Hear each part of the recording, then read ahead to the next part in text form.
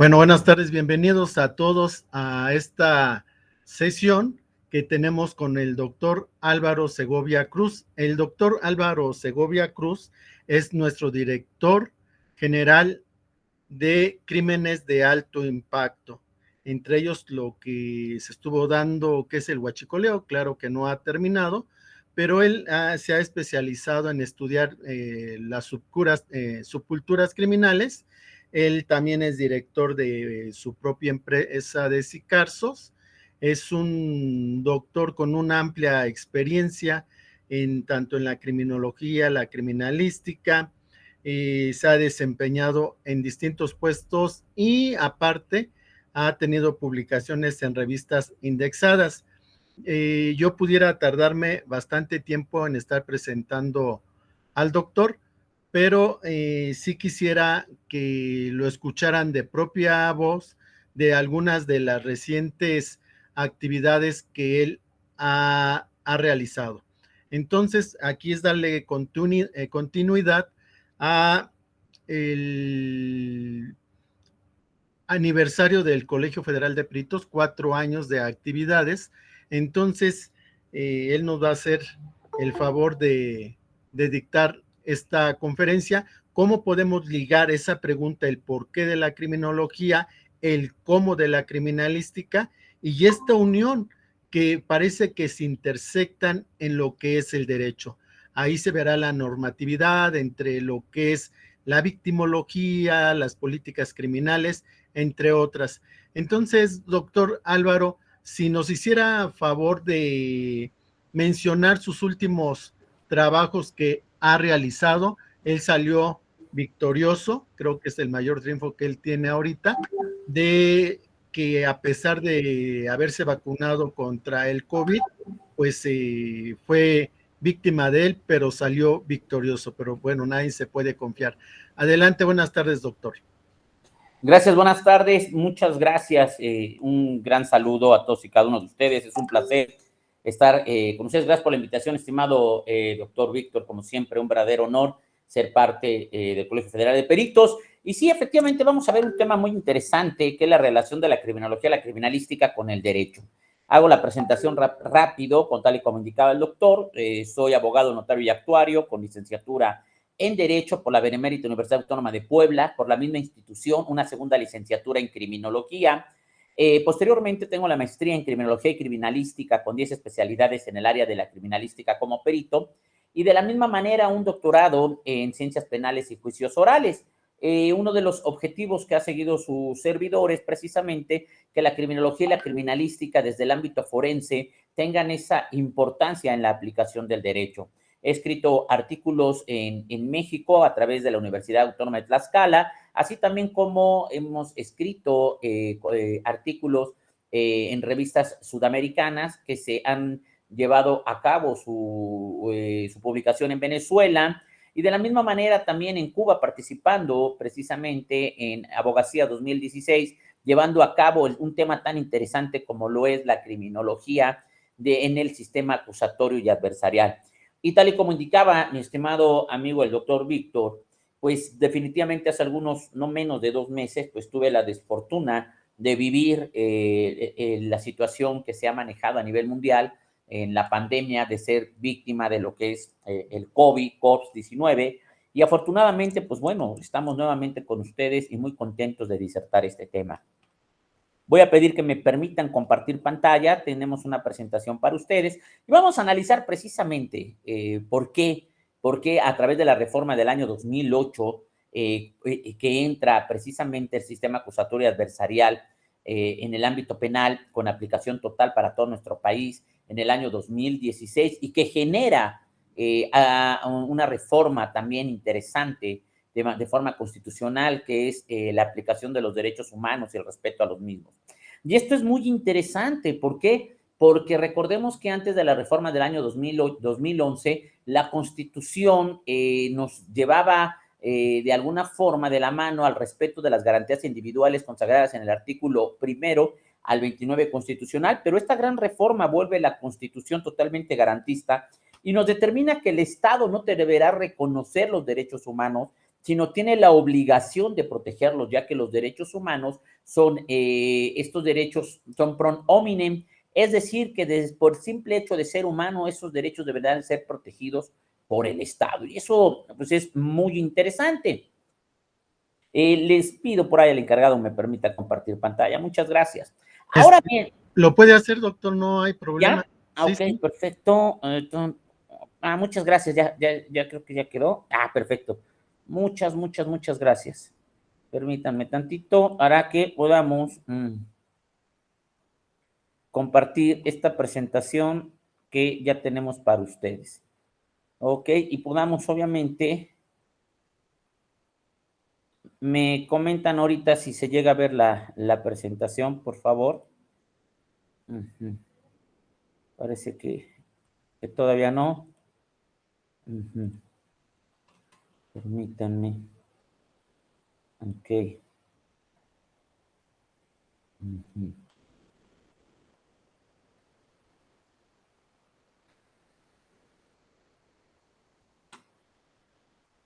Caray. No me quiere compartir mi presentación. Esperemos un minutito. Permítanme que quede ya activado. Listo, ya la encontramos. ¿Me indican si ya se puede ver la presentación, por favor?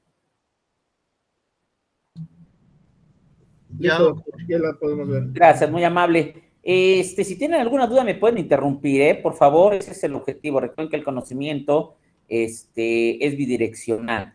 Y le comentaba entonces... Perdón, doctor, la sí. puede poner completa si quiere la presentación. Ok, ya la pueden ver no se completa. vean en pequeños. Sí, en la parte de abajo, por donde está más menos, hay una como pantallita. Ahí le da clic y se pone completa su presentación para que no se estén dando los cuadritos. Ahí donde está su PowerPoint. Ajá. En la parte de abajo donde está el porcentaje que se puede abrir la pantalla, okay. Ahí le da donde está esa como pantallita y se pone en grande su presentación para que no estemos viendo el adelanto de las diapositivas que vienen. Perdón, aquí me aparece aparece, ya la vi, permítame tantito. Sí, no, ahí en ese no lo toque. Okay, lo dejamos ahí. Donde esté el menos, para allá hay una pantallita. Ese no lo toque. Ese más menos. Sería acá presentación. ¿Ese? Mero. Listo, sí. Ya quedó. Ya saben, la tecnología de momento nos juega. Muy bien, ya se ve completo, ¿verdad? No. Caray. Si le vuelve a dar. A ver. Aquí lo tengo. Ahí mero. Ahí mero. A mí ya me aparece completo, ¿ustedes no? No. Ok. Así me aparece, así lo pueden ver. Sí, lo vemos, no hay problema. Si quieren, lo trabajamos así para que sigamos avanzando, porque le doy a hacer la presentación. Así ya déjenlo, doctor. Exactamente. De todas maneras se ve. Lo podamos ir viendo. Muchas gracias. Pues les comentaba precisamente que en un encuentro entre la criminología, la criminalística y el derecho debemos de definir precisamente la cuestión de qué es el derecho. Y las definiciones en el ámbito del estudio de lo que es el derecho nos dicen que es un conjunto de normas que regulan la relación entre los individuos y el Estado y los individuos. De ahí la gran clasificación de lo que es el derecho privado y el derecho público. Vamos a ir definiendo precisamente estas ambas ciencias, que es la criminología y la criminalística, que se suele confundir, que si bien es cierto van de la mano en la aplicación de la justicia, también es cierto que no son iguales. Vamos a encontrar diferentes definiciones, como la definición clásica de la criminología, que nos dice que es la ciencia causal, explicativa, sintética y natural, que tiene por objeto el estudio del criminal, la criminalidad y el crimen. Y obviamente en el ámbito de la definición del derecho, en lo que es el derecho público, encontramos el área del derecho penal y hablamos de estas conductas tipificadas denominadas delito. Y la pregunta obviamente en el aire es si crimen y delito es lo mismo, y definitivamente no son sinónimos, pero van de la mano de la generalidad a la particularidad.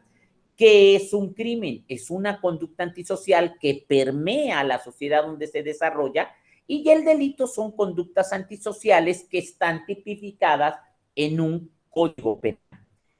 ¿Sabías que hay una gran diversidad de delitos y cada uno de ellos exige una muy particular forma de investigarlos?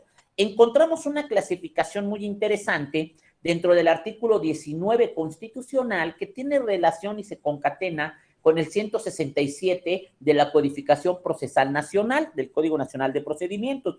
Hoy en día estos delitos se denominan delitos de alto impacto, lo que en alguna ocasión fueron clasificados como delitos graves, hoy se denominan delitos de alto impacto. ¿Qué es un delito de alto impacto? Es aquel delito que va a dañar no solamente a las víctimas o a la víctima directa o indirecta, sino va a dañar a la sociedad en general y al propio Estado mexicano. Por lo tanto, esta clasificación la podemos encontrar 19 constitucional y 167. De ahí van a emanar también delitos especiales, como son la trata de personas, que se va a llevar a cabo dicha investigación criminal y la aplicación del mismo en lo que conocemos como la Ley General de Trata de Personas en sus diferentes modalidades. Encontramos otras leyes generales como son la ley en contra de los delitos contra la salud, que encontramos también una diversidad de tipos penales.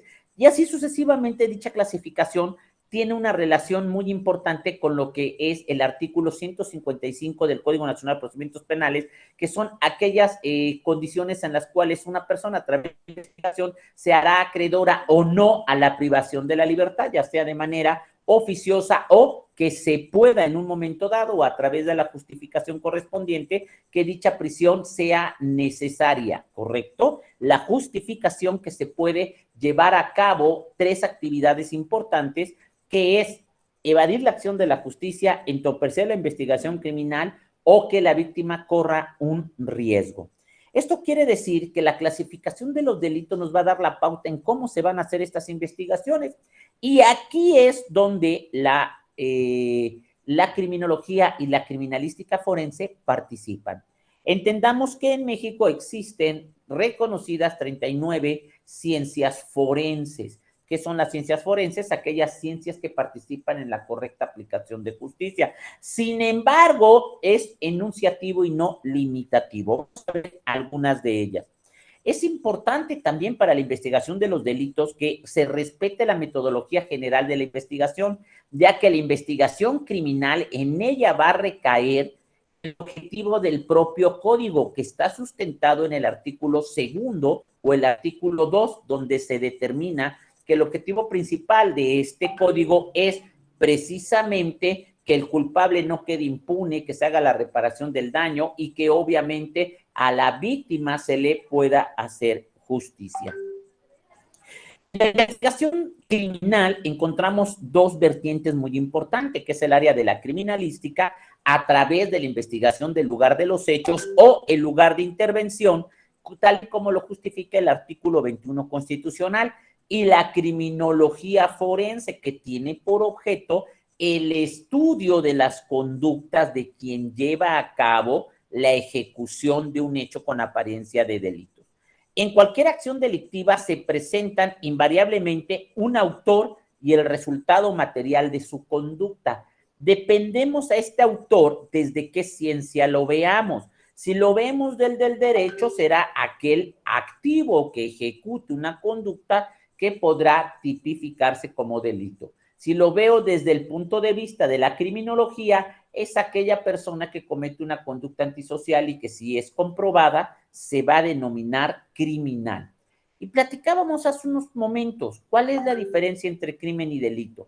Crimen, al ser una conducta general antisocial, es precisamente una generalidad de un hecho que daña a la sociedad, y delito es una especificación, pero no son sinónimos. Uno de los problemas que tenemos precisamente en el conocimiento y la clasificación es que desafortunadamente por los medios de comunicación y el desconocimiento de estas ciencias se maneja que crimen es un delito que es más fuerte o más de alto impacto. Por ejemplo, se dice, privó de la vida a una persona, delito homicidio. Pero ¿qué pasa cuando el activo priva de la vida a sus hijos, a su padre, a su esposa, etcétera? Dicen, terrible crimen, privó de la vida a sus padres y luego se suicidó. A ver, espérame, el crimen es hecho que existe porque es una conducta antisocial, pero el delito es un homicidio en grado de parentesco.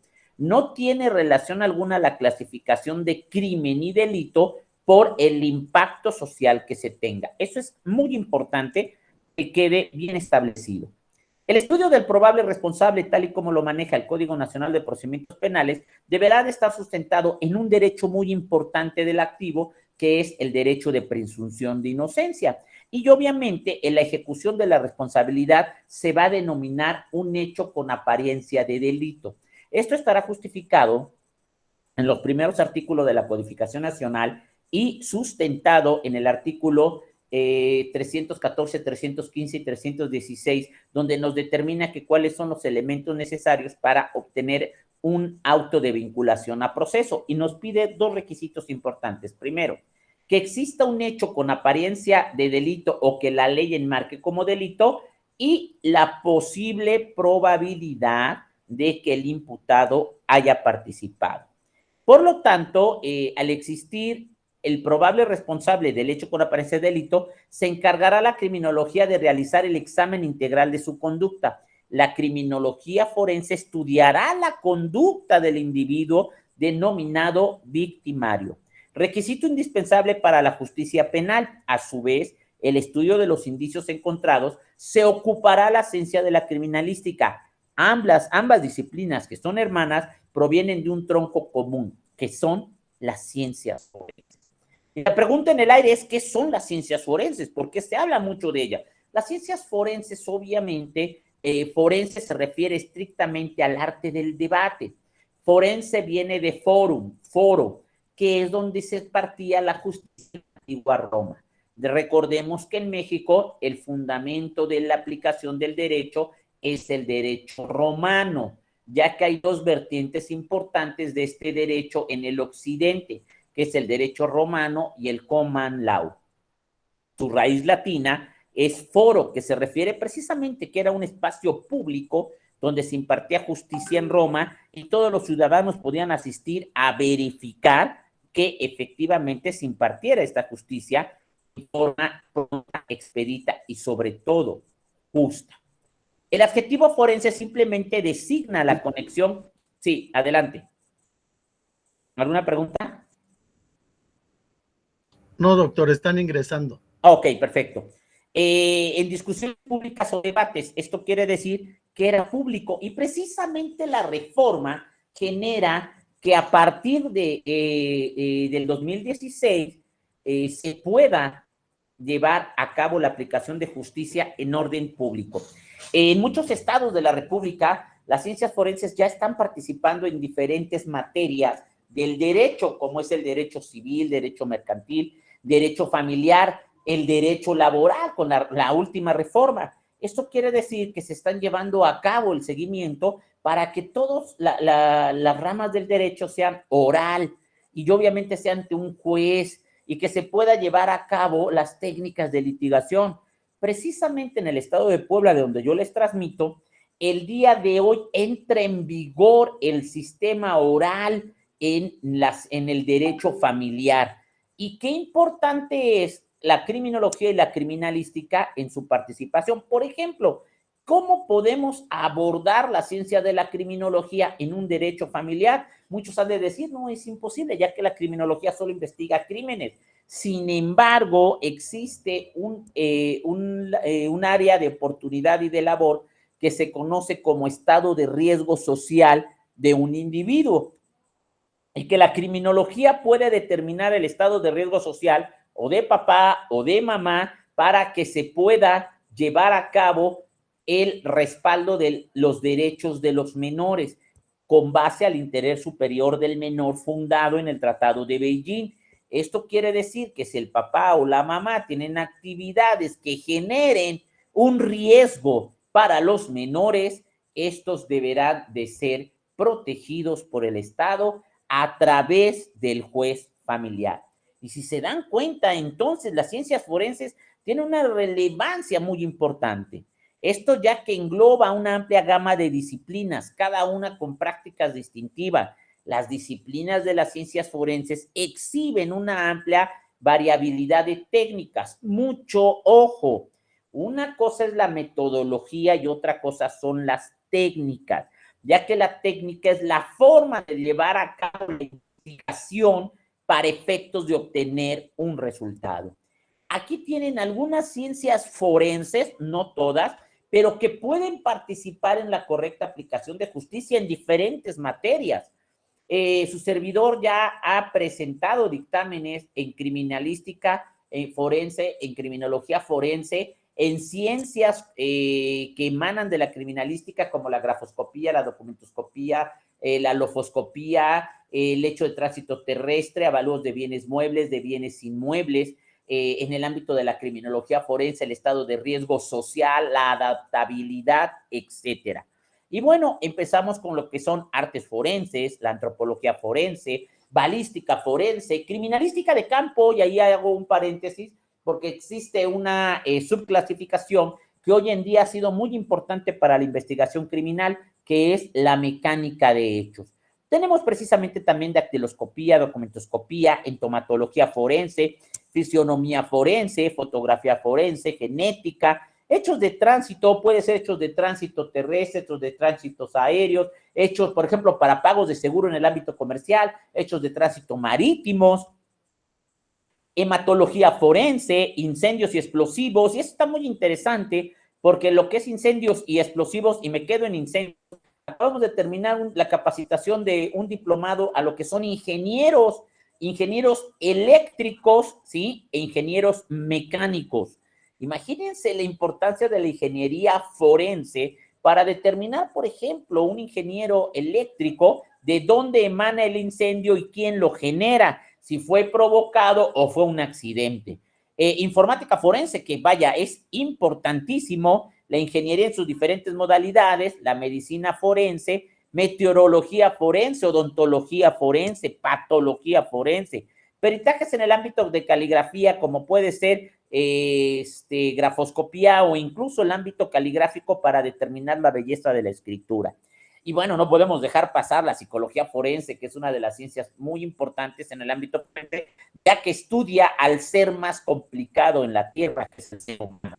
Química forense, toxicología y algunas otras ciencias que generan la convicción para la investigación.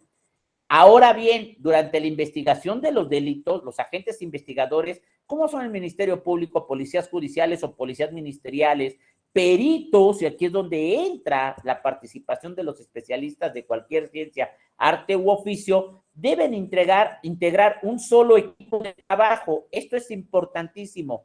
El trabajo en equipo, ¿correcto? Que es trabajo multidisciplinario, muy importante, trabajo multidisciplinario y trabajo en equipo. Uno de los retos del perito, de los abogados y de aquellas personas que participan en la aplicación de justicia es saber trabajar en equipo.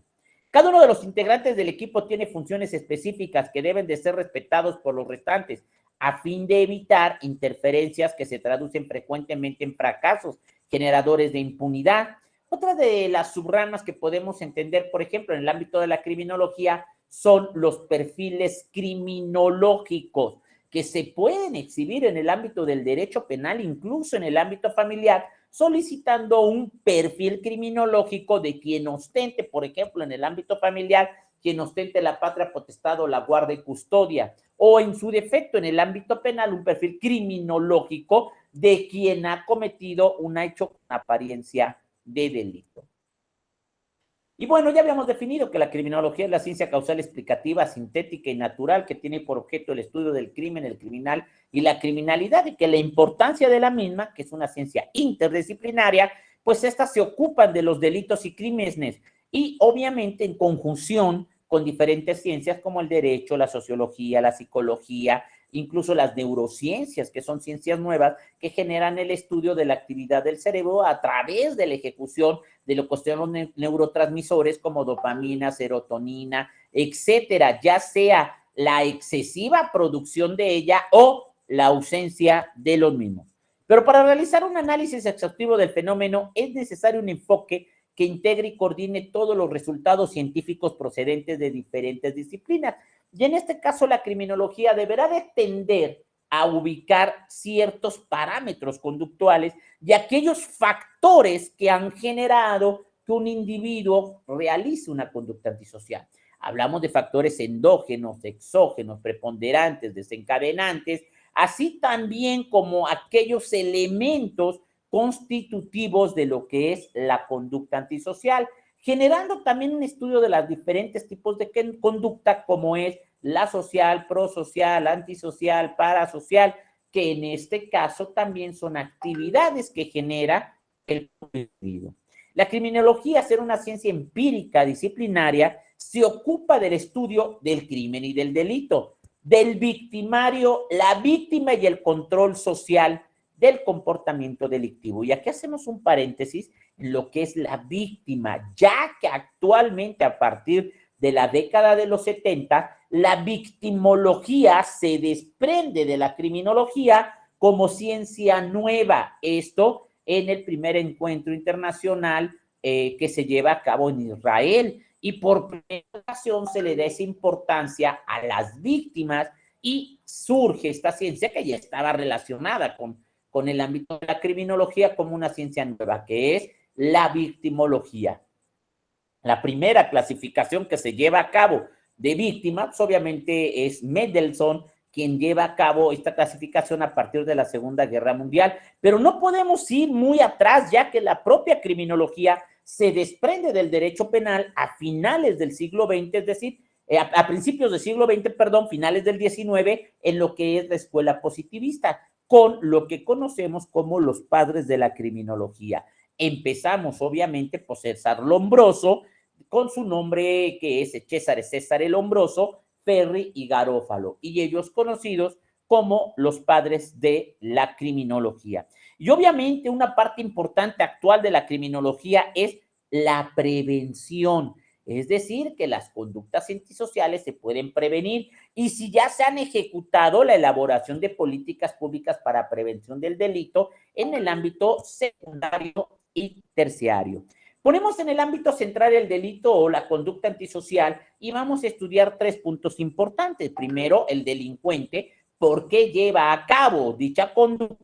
La víctima, y aquí encontramos al sujeto activo, pasivo, nexo causal, la ejecución de la conducta, el tipo penal, porque no podemos hablar de delito si también no hablamos de lo que es la teoría del delito, por obviamente lo que es la teoría pentavalente, la misma que define que delito es toda acción u omisión típica, antijurídica, culpable y punible, que los que somos abogados pues sabemos que es la definición clásica del libro base del derecho penal, parte general de García Máñez.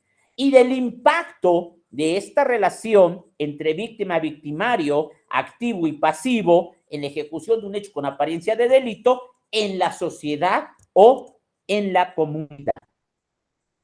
Es importante recalcar que la criminología estudia, ya lo habíamos comentado, el objeto o al ser más complicado del planeta, ¿no? Que es el ser humano, dotado de libre voluntad, porque recordemos que hay otra máxima del derecho que te dice que el desconocimiento del derecho no te exime de la responsabilidad y hablamos de libre albedrío. Pero al mismo tiempo se influye de manera poderosa por los caracteres heredados y el ambiente. Y aquí es donde viene la pregunta obligada, ¿no? ¿Un criminal nace o se hace?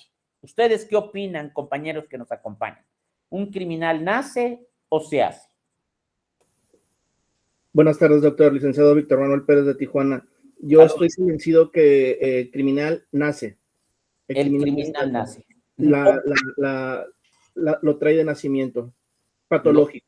Lo trae de nacimiento, ya es natural, ¿correcto? Nos relacionamos a una conclusión meramente, en este caso, no social, sino netamente natural, ¿no? Que incluso hay estudios del famoso gen del mal, ¿correcto, compañero? Correcto, doctor.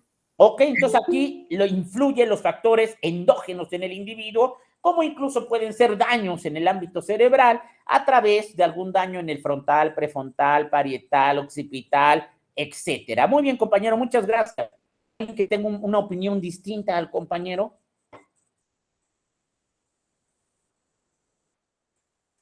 ¿Nadie entonces están de acuerdo que el criminal nace?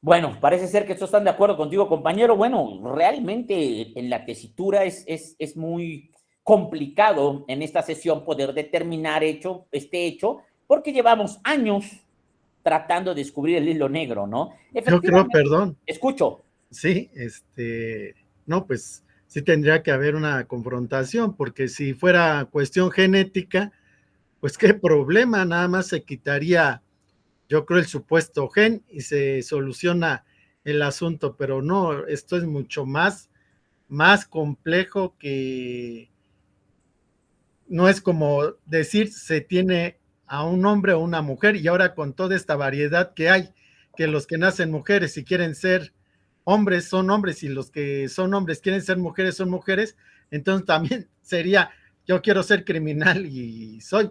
El problema es que todos podemos pasar al acto, eso sí, que nadie se escapa. La gente más virtuosa puede convertirse en el criminal más ominoso de la historia. Totalmente. Por naturaleza, doctor. Sí. Por naturaleza. Por naturaleza. Sin embargo, también hay teorías como la de las subculturas criminales, la teoría de Cohen, que nos dice que los factores exógenos también propician las conductas antisociales. Por ejemplo, la pobreza. Y recordemos que hay delitos, ¿sí? Como el robo famélico por necesidad. Entonces, efectivamente, vamos a encontrar una gran contradicción, ¿sí? Porque entonces aquí quedamos igual, nacemos o nos hacemos. Y si me voy precisamente al ámbito del nacimiento, pues recordemos la clasificación que hizo César Lombroso hace un poco más de 100 años, y que de manera general decía que entre más feo, más delincuente eras. Y si eso lo aplicáramos a la fecha, yo no estaría con ustedes porque estaría en el penal, porque obviamente sería muy delincuente.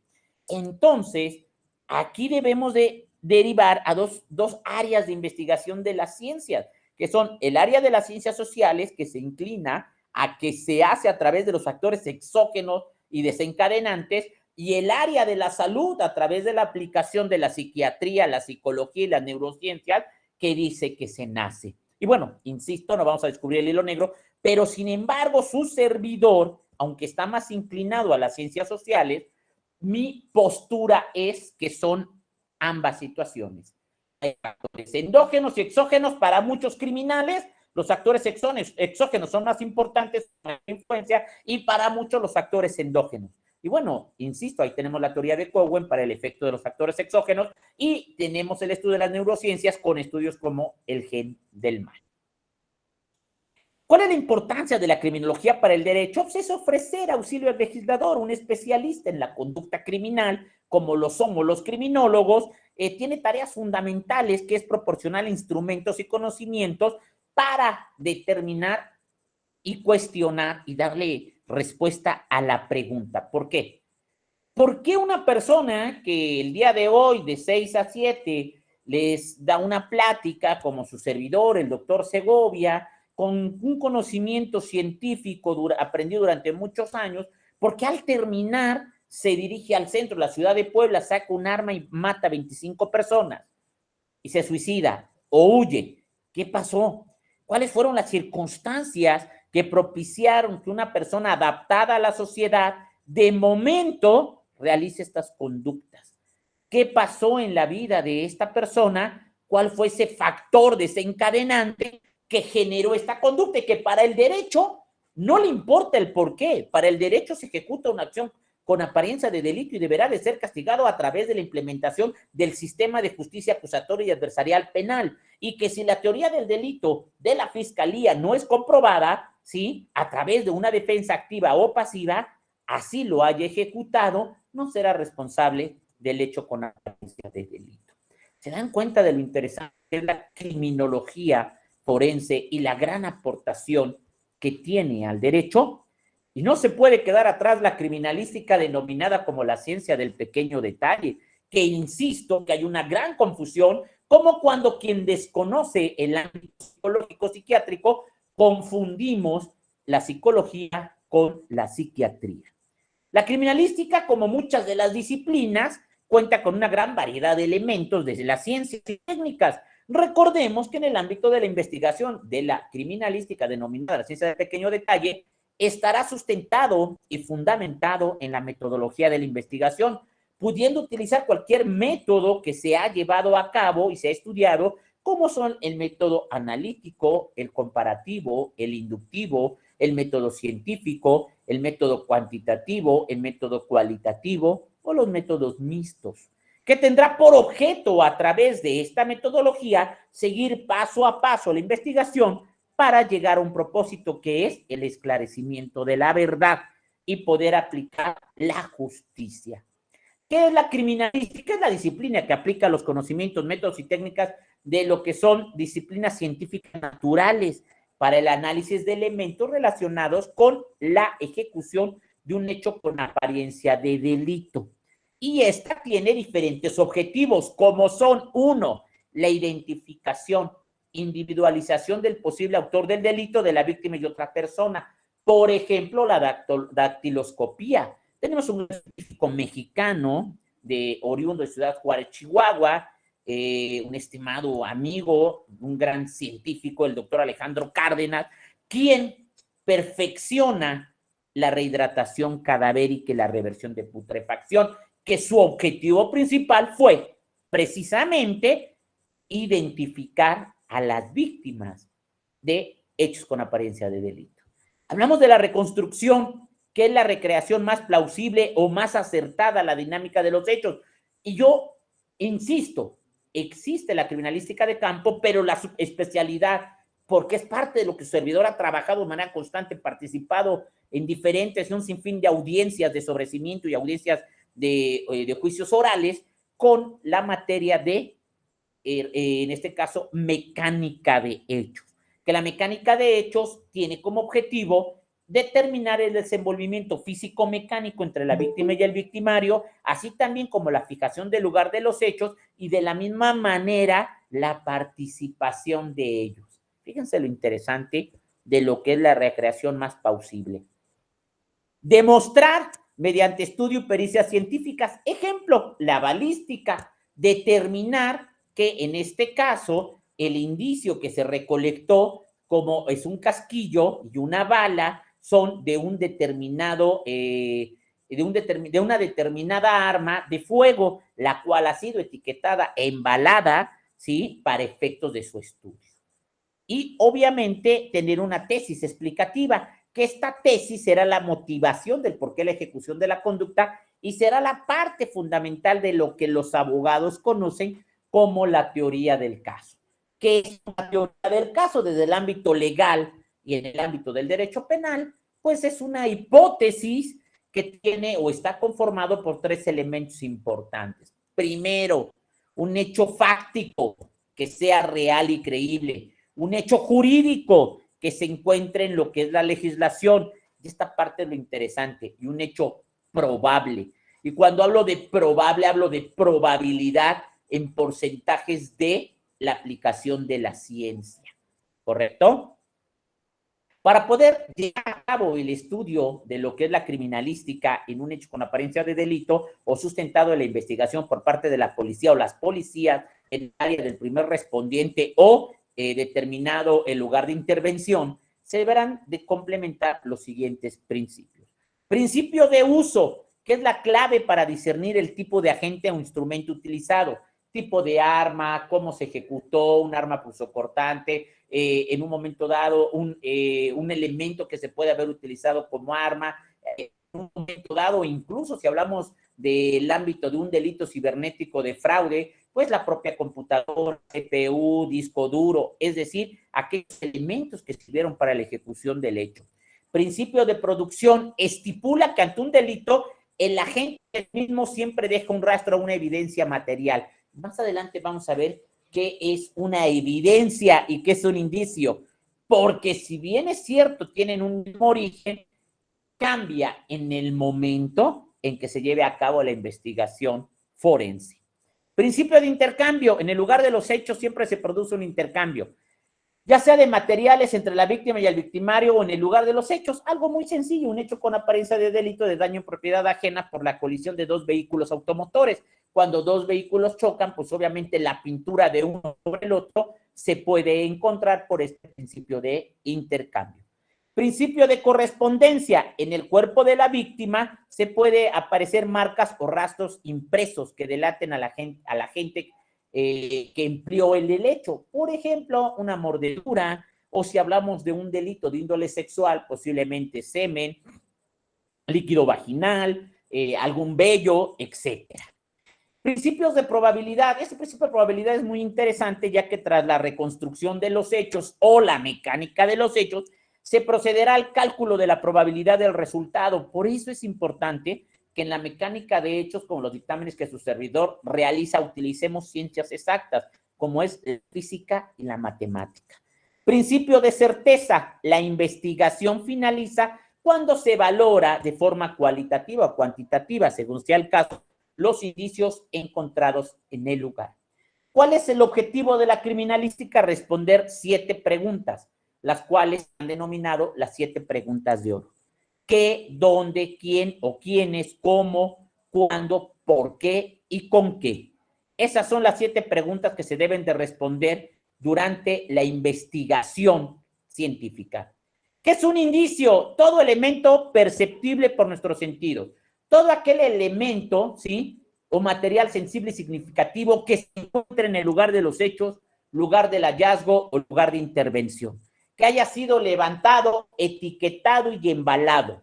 Una vez que levantaste tus 75 indicios, serán analizados por los especialistas forenses, y esos 75 indicios, únicamente 45 tendrán relación con el hecho que se investiga, y estos se van a llamar evidencia, ¿correcto?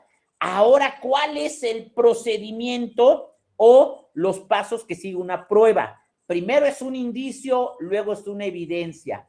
Si me voy al Código Nacional de Procedimientos Penales, tenemos actos de investigación y datos de prueba. Esto en la primera etapa procesal. Medios de prueba en la segunda etapa procesal, audiencia intermedia, la cual será el tamiz para poder llegar a audiencia de juicio oral, y de ahí desahogaremos nuestras pruebas. Desde que un indicio puede o no puede ser una prueba en la investigación de un hecho con apariencia de delito. Por lo tanto, la importancia de la criminalística para el derecho es orientar las líneas de investigación, aportar las pruebas científicas que permitan la aplicación de una sanción futura al imputado. La importancia de esta ciencia da como resultado el esclarecimiento de los hechos, la parte fundamental del artículo 2 del Código Nacional de Procedimientos Penales. Pero aquí yo subrayaría, más que para la sanción del imputado, incluso para acreditar la teoría del caso de la defensa y evitar una sanción injusta a una persona que no haya cometido el hecho con apariencia de delito. Por lo tanto, la investigación de lo que es el ámbito de la criminalística es importante para efectos que se pueda acreditar el hecho con apariencia de delito, tal y como lo maneja la propia codificación nacional. ¿Alguna pregunta, duda hasta acá, chicos? No, ninguna, licenciado, me llama. Perfecto, gracias, Fanny. ¿Alguien más?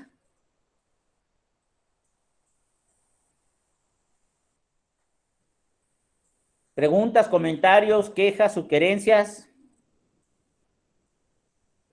Ninguna, doctor, muy claro, gracias. Perfecto, para servirles, gracias. Pues bueno, chicos, hemos llegado al final de lo que es la presentación. Se va muy rápido el tiempo. Esto se maneja con el título que tenemos de la importancia de la criminología, la relación que tiene la criminología, la criminalística y el derecho. ¿Correcto? ¿Algún comentario? ¿Quedó claro qué es una mecánica de hechos? ¿Cómo se maneja la mecánica? ¿Qué es un indicio? ¿Qué es una evidencia? Pues Cuando no, es cuando que, no, sí, perdón, cuando no preguntan me da miedo porque no sé si quedó muy claro o no entendieron. no, y es que apenas ahorita están entrando otros porque tarde se enteraron, no sé si Ah, caray. el reloj, entonces, pues digo, hay mucho, porque precisamente aquí el problema es la intersección entre la criminología, la criminalística y el derecho, ¿cuál es en ese, vamos a llamar, diagrama de Venn-Euler, ¿verdad? Aquí está la criminalística, la criminología, el derecho.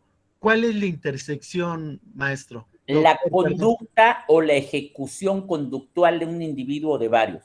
Esta conducta puede ser un crimen, puede ser un delito, una conducta antisocial o simple y sencillamente ninguna de ellas.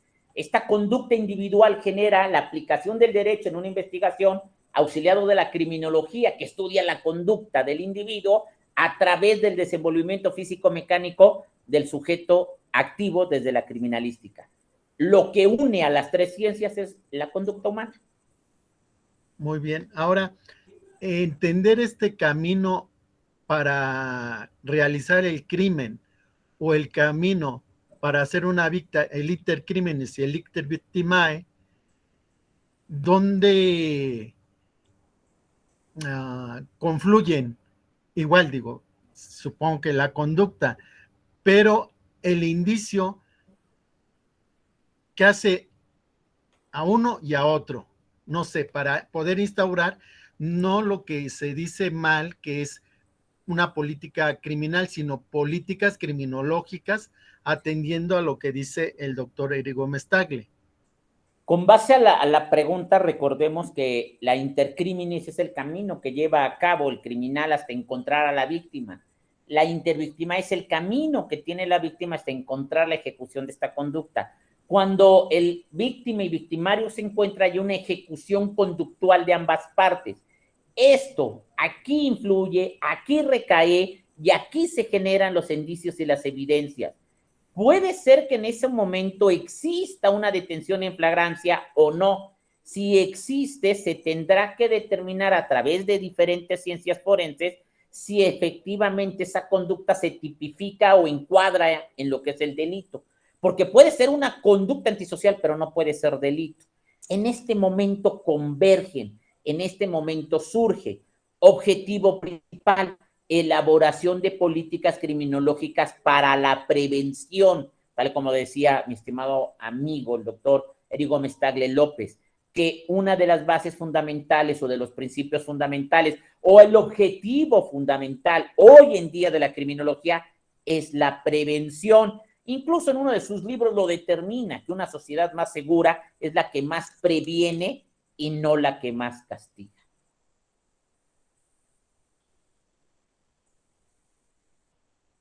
Su audio, doctor. Su audio, doctor, no se oye. Perdón, tenía el micrófono Sí. cerrado.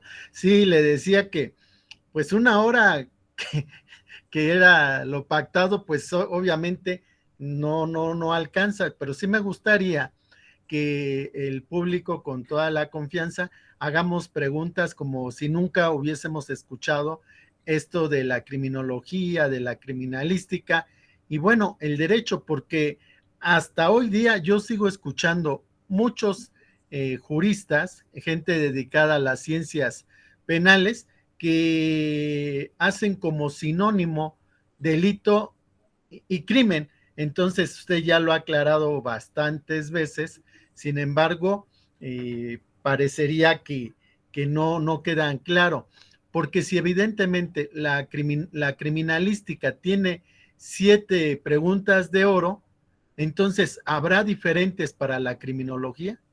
Claro que sí, tenemos la pregunta básica de la importancia de la criminología es ¿por qué?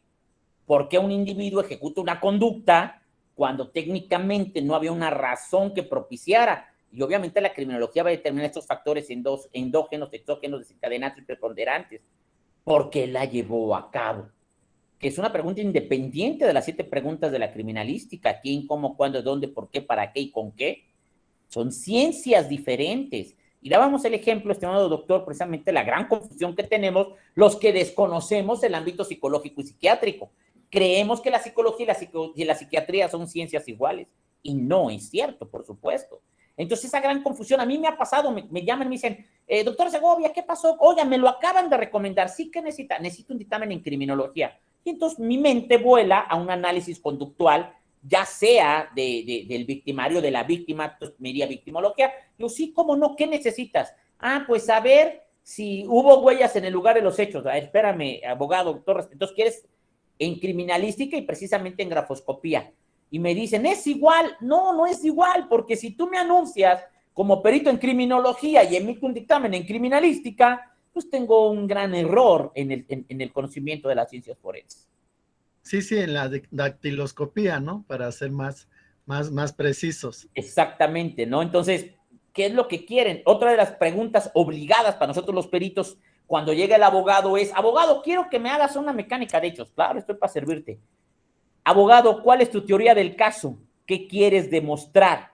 Y me dicen mis compañeros abogados, no, pues tú dime. No, espérate, yo soy el perito. ¿Qué quieres demostrar? Ah, pues házmela de una vez. No, a ver, espérate. Me contratas como perito. Si me contratas como asesor jurídico o abogado externo, pues yo te hago una teoría del caso, incluso tiene otro costo, ¿no? Pero tú dime qué quieres acreditar. Entonces, desafortunadamente, hay un gran desconocimiento de la aplicación de las ciencias forenses en el derecho. Afortunadamente, hay espacios como este, donde veo a más de 21 personas conectadas por ese interés y ávidas de intercambio de conocimiento, porque al final yo no tengo la verdad absoluta, el conocimiento recíproco, y por lo tanto, cada que yo tengo la oportunidad de llevar a cabo un taller, conferencia, plática, comentarios sobre mesa, incluso tomando un café, sigo aprendiendo de mis compañeros, porque el conocimiento es tan amplio que todos los días nos damos cuenta que no sabemos nada. Bueno, otra, porque en lo que se animan Lo que se animan los demás. Digo, yo sé que ya está sobre la hora, ¿no? Pactado, no pasa nada, unos minutos más. Yo me pregunto, siempre hemos visto y nos desencantamos de que algunas personas cometen un acto criminal y porque no hubo la denuncia, simplemente no se procede. Entonces hay un desencanto en las personas y entonces viene lo que tanto se quiso combatir, es decir, la justicia por propia mano. Entonces, vamos para convertirnos en bárbaros porque hemos visto que no se aplica la ley, o cómo trabajar esa parte, porque vemos que los políticos vimos comiendo a una persona que defrauda en Pemex. Entonces uno se pregunta, no, pues así yo también, ¿no? Son personas que dañan a toda una nación, ya lo decía Edwin Sutherland en Los delincuentes de cuello blanco, dice, mientras un raterillo roba una cartera y le dan 25 años de prisión, uno que defrauda un país, pues le dicen, señor, perdone usted, ¿no? ¿Qué hacer ante ese desencanto y ante lo que decía Zaffaroni de que hubiera una desjudicialización y una despenalización?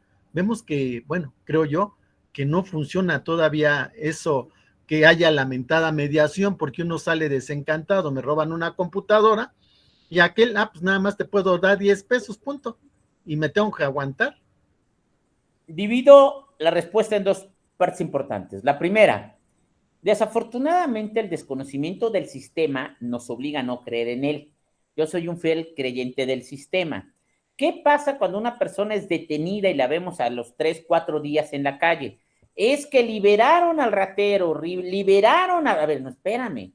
El sistema penal acusatorio y adversarial está hecho para que la prisión sea la última ratio y en las etapas procesales el juicio oral sea la última ratio, porque existen medios alternativos de solución al conflicto. Tenemos acuerdos reparatorios, suspensiones condicionales del proceso, procedimientos abreviados que tienen como objetivo principal despresurizar el sistema penal.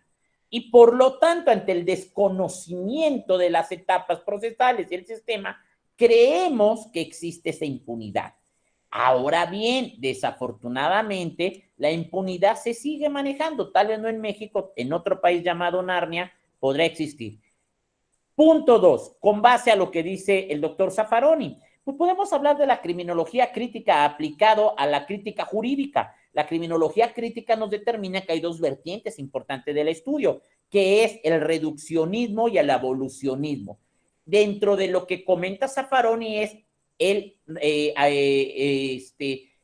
quitar precisamente lo que es el derecho penal, ya que se determina en la crítica jurídica y la criminología crítica que el derecho de penal no debería de existir, porque una sociedad que castiga y hay un brazo ejecutor no es una sociedad.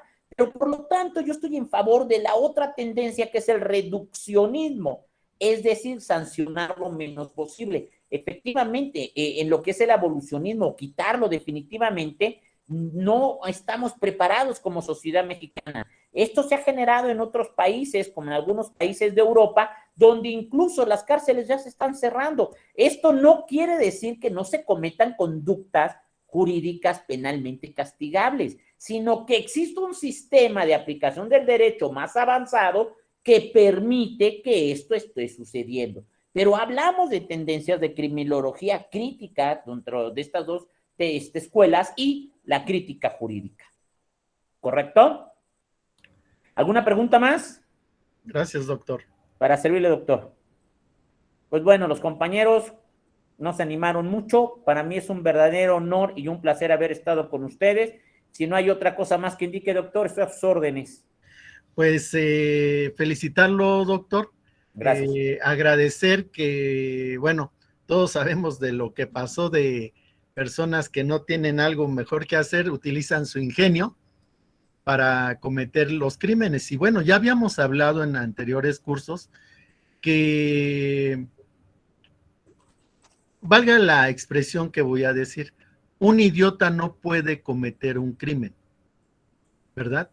Es correcto. Porque un criminal precisamente se distingue por una alta capacidad intelectual, pero la utiliza de otra forma, en la forma de dañar, de tratar de medrar al otro. Entonces, pues sucede que los que manejan ahorita toda esta cuestión de la cibernética, cosa que es una tarea, creo que todavía pendiente, tanto para la criminología como para la criminalística, a pesar de que está toda la cibernética forense, estamos lejos de ver precisamente la parte del que comete actos de phishing, de atrapar al espectador, el que hace grooming y los que hacen verdaderos daños a las máquinas, ¿no? Que creo que faltan ciencias, por eso también acudiendo al doctor Érigo Mestagle, en nuevas criminologías. Por eso el evento al que usted inauguró, pero bueno, hubo esa intrusión cibernética, se llamó Maratón Forense, Infinitum Forense, porque es un infinito, decíamos esta banda de Moebius, que no hay un interno o un externo, ¿sí? Son al mismo tiempo lo exterior y lo interior, porque así funciona también la mente. No sabemos, esa pregunta que decía nuestro amigo Víctor Manuel Pérez Martínez, no sabemos precisamente si nos formamos, nacemos, o el aprendizaje que vamos teniendo primero en la familia nos convierte en criminales. O sea, que es una tarea pendiente. Por eso seguirá existiendo ese infinitum, que tenemos mucha tarea a todos los que participamos. Y bueno, una buena forma de empezar es todas estas personas que nos hacen favor de ingresar. Yo creo que no se dio en su momento bien la información, pero bueno, ya la vamos a subir a las redes. Y pues nuevamente no me resta más que agradecer al nombre del Consejo Directivo del Colegio Federal de Peritos, tener entre sus filas pues a un connotado profesional, profesionista como usted, doctor Álvaro Segovia Cruz, y bueno, pues un aplauso, por lo menos en lenguaje de señas. No sé si sea sordomudos ya con esto, porque tenemos especialistas aquí sí, con ese lenguaje inclusivo. Y por acá va a ser una pregunta, Víctor Alberto. Adelante, Víctor Alberto. Buenas tardes, yo me uní un poquito tarde, entonces quisiera saber en dónde van a subir la conferencia para poderla escuchar completa. Se ve muy interesante. Sí, la vamos ahorita a subir esta en brevísimo. Denos unas 3 horas en lo que se renderiza lo vamos a subir al canal del Colegio Federal de Peritos y también a la fanpage del Colegio Federal de Peritos. Les digo las direcciones: www.colegiofederaldeperitos.org, en YouTube, Colegio Federal de Peritos, y la fanpage Colegio Federal de Peritos. Y aquí, constatando, pues que, pues yo creo que va a tener que clausurar, mi estimado doctor. Usted inició y usted, por favor, quiero que clausure. Y aquí con nuestra representante, nuestra secretaria de Administración y Finanzas, que siempre no nos abandona, que es la arquitecta Blanca Estela Maldonado Fuentes. Pero creo que antes, Víctor Manuel Pérez Martínez levantó la mano. Quiere hacer levantó la mano. Sí, Víctor, adelante, tocayo. Gracias, tocayo. Doctores, un agasajo en esta tarde como la vez pasada. Gracias. Quisiera, doctor Víctor, una pequeña charla más con el doctor Segovia. Creo que es muy importante la participación a nivel nacional y creo que de él emanan muchísimas cosas para el derecho penal. Es un agasajo tenerlo aquí con nosotros, doctor. Doctor Víctor, yo sí le pediría de favor una sesión más con el doctor Segovia. Claro que sí, se la vamos a solicitar porque no van a creer, pero la agenda del doctor Álvaro ahorita nos está dando más del tiempo, pero está saturada.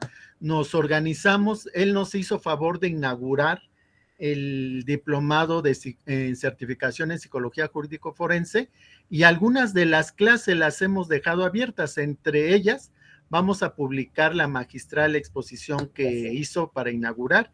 Y bueno, si no hay otra persona que quiera decir algo, creo que la arquitecta Blanca veo que quiere hablar, pero a ver, adelante, Arqui.